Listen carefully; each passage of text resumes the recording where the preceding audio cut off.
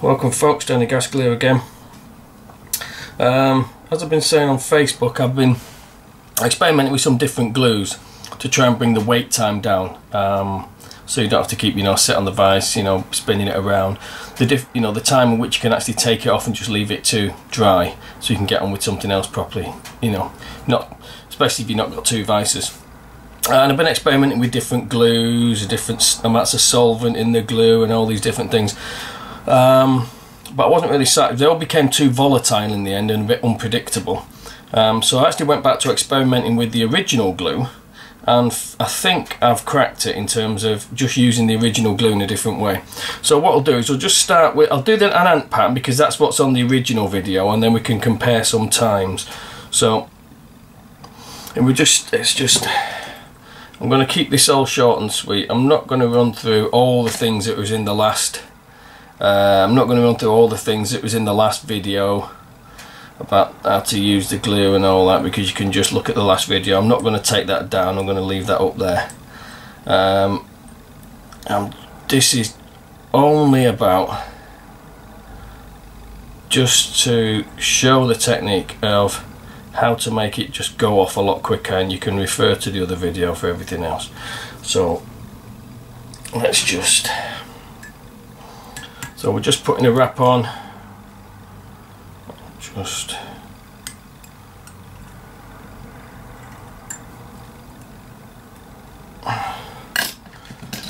tie that off. Okay. And then what I've been doing, I've not actually been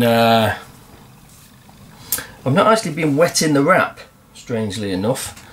I have been using a spray instead, like a fine mist spray. I've actually got an old deodorant bottle, and that's what I've been using to actually create a fine mist, because that's the idea behind this. What I'm going to do is I'm going to apply the glue, and then after I've applied the glue, I'm just going to show how we just move it around a little bit after spraying it with the fine mist. So we're just going to apply the 2 blobs of glue as usual, and then move it around a little bit, but give it a little spray first, and that's going to mix the very fine mist in. Now what's important when we do this is that the mist, it must be a bottle that sprays it super fine, like a perfume bottle or a cologne bottle. You don't want something that spreads out big chunks of water. You just want a tiny bit of water and a very fine mist. So and then it's just the mixing it in with the needle that then spreads it evenly through the glue and makes it react that much quicker and go off that much quicker. So let's give it a go. So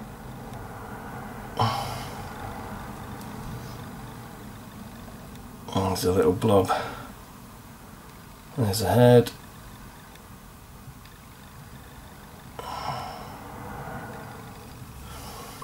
so there we are with our 2 little blobs of glue. So I'll just get them, just make sure they're gripping first. And what I'm going to do is I'm going to actually start a timer and see at what point we actually. So I'm giving them 2 little sprays of water. I just held my hand in front of that so it didn't go all over the lens. And now I'm just going to move them around a little bit to make sure that that water is actually definitely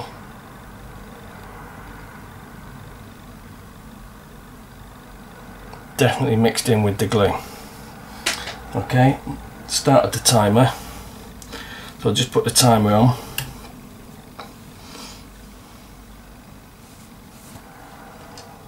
You can see already that the air bubbles are forming in this one.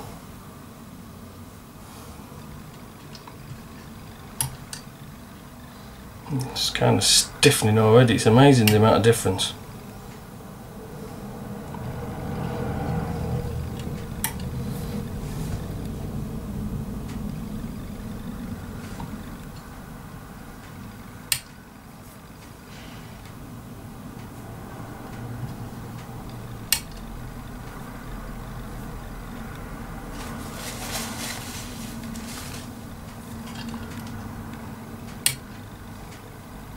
This first one just wants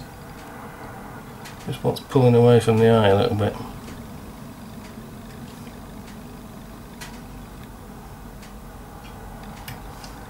It is a nuisance if you get it on the eye.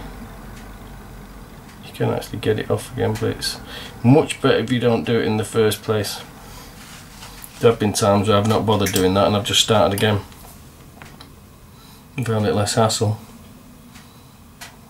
Okay, so we're up to, I suppose I was about 15 seconds late putting it on, but we're up to 1 minute 28.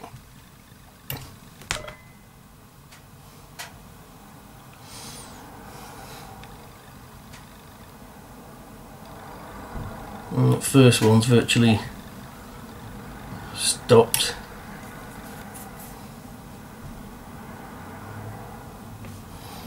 And I'll just do what I normally do, which is just stretch that back one out into a little bit of a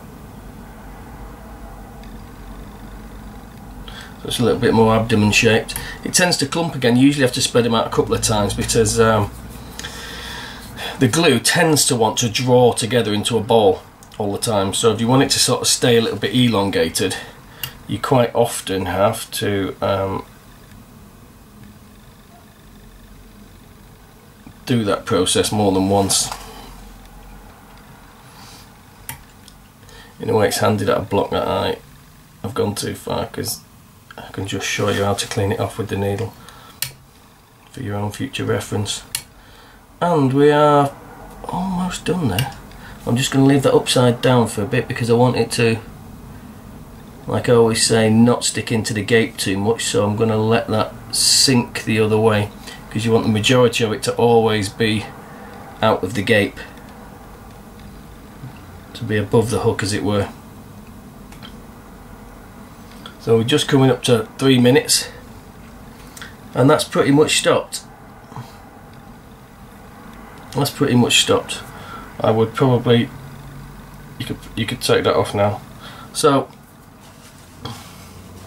and add the 3:15 and add the 15, so that's 3.5 minutes, which is what I've been getting used to. So 3.5 minutes now is usually enough to reach the point where you can actually take it off and put it on your little dryer, put it on the side. I normally take them off and hold here. I normally take them off by holding the eye with a pair of needle nose pliers, and then release this, release the vise, and dig the point into a little bit of, I usually keep a little bit of wood on the side on my bench, and I just dig the end into a piece of wood while they dry. And there you go, folks. So we've reduced the time by the usual 7 minutes, now down to half that, about 3.5, and she's completely stopped.